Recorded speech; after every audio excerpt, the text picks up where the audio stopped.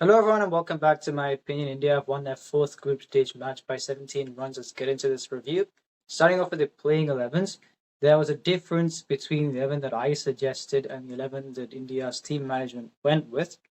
I had said that Kuldeep Yadav should play ahead of Shivam Dube.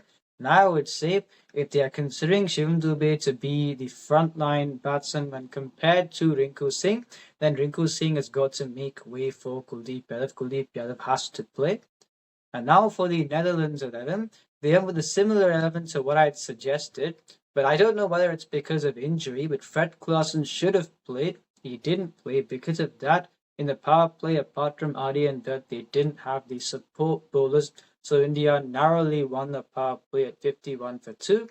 And I also talk about the other changes in the structuring of their batting lineup as I get through this video. And India, when they won the toss, they correctly chose to bat first. In my view, Aryan Dutt's power play bowling is the best performance, not only in terms of bowling, but I feel whether you're considering batting or bowling in this T20 World Cup, it's been the best performance because at this venue, I've said spinners struggle to bowl in the power play. They should bowl outside the power play. And you're bowling against India as well at this venue. 4 overs, 19 runs, 2 wickets. A fantastic performance. So I think this has been the best performance thus far in the T20 World Cup, whether as a batsman or a bowler. Unfortunately, as I said, because Fred Klaassen didn't play, they didn't have the support bowlers, so India could still narrowly win the power play, going to 51 for 2.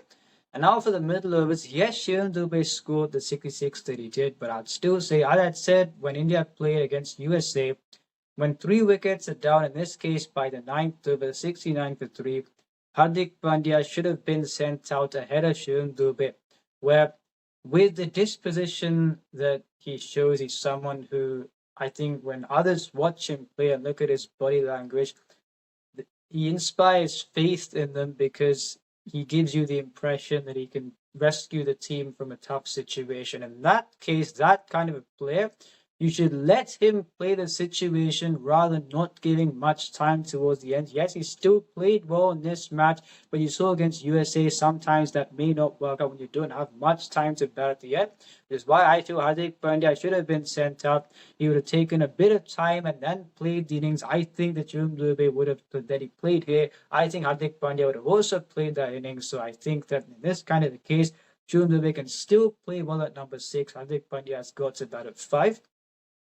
And India scored an underpass score in the end, but in spite of that, if you got 69 for 3, then 193, and you saw how many runs are scored in the last few years, I still think it's a positive for India. So as far as India's batting is concerned, the only thing I'd say for now would be Hardik Pandya in such a situation should be batting at 5. Apart from that, there's nothing to say about India's batting. Abhishek Sharma, yes, he hasn't opened his account in this tournament thus far, but I don't think he's out of form. He's just getting up. And now for Netherlands bowling, where Aryan Dutt 4 overs, 19 runs, 2 wickets. But after that point, I said Fred Klaassen didn't play. And they brought Colin Ackerman in the power play for some reason, which I didn't get. He went to 12 and over. And then Shivam Dube's batting and the rule to say the right arm off spinner to bowl to the left-hander. And he went for runs there. So I didn't get that bowling change. In spite of that, restricting India to an underpass score, Netherlands could say overall that they did well. About Netherlands' batting innings, I said in my preview video that Scott Edwards should be batting at number 3 given the conditions where you've got the seam movement in Ahmedabad. Bumrah, Ashdeep Singh, Hardik Pandya, I thought he'd bowl in the power play. He didn't do so. In that case, Scott Edwards is technically sound. I thought he could bat at number 3, and Bastarede could still play well at number 5, but they didn't go with that approach. One thing I didn't get was the structuring of the batting lineup, where Aryan Dutt is sent out at number 5 ahead of Scott Edwards. I didn't understand that. And Noah Cruz, he's someone who bats at number 6. He was sent out at number 7. Yes, he scored 25 of 12. And it looks like it could have been a close match if you look at the scorecard. If someone said India scored 193, Netherlands scored 176, however, they needed 36 of 8 balls, so they were never going to win the match, which is why I'm saying Max O'Dowd hasn't been in form. Yes, he's a big player for them, but they could have sent out Scott Edwards to open and played Noah Cruz as his usual position. Because they didn't do that, the hitting at the end was inconsequential. They weren't going to win the match. So I think the playing 11 selection for the Netherlands was not correct, and the structuring of the batting lineup was not correct.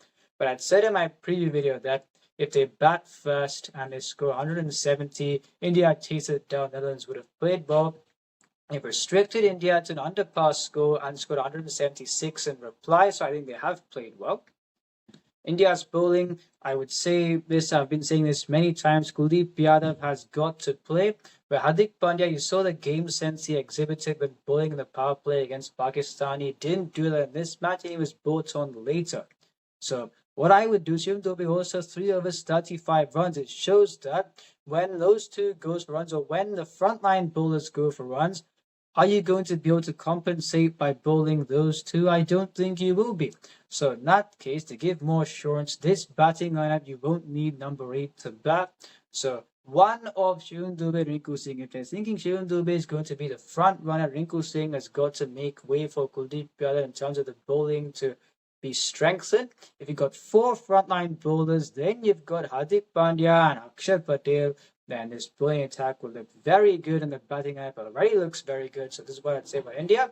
And I'm saying this also because the next match they are playing against Zimbabwe, no, South Africa, and then Zimbabwe, West Indies, and all those 3, I think, no matter which conditions or which venue that they are playing in, if you play Kuldeep Yadav, they will struggle to play him. So I think that's the approach that India should take. They should bring in Kuldeep Yadav for Rinku Singh. Let's see what happens.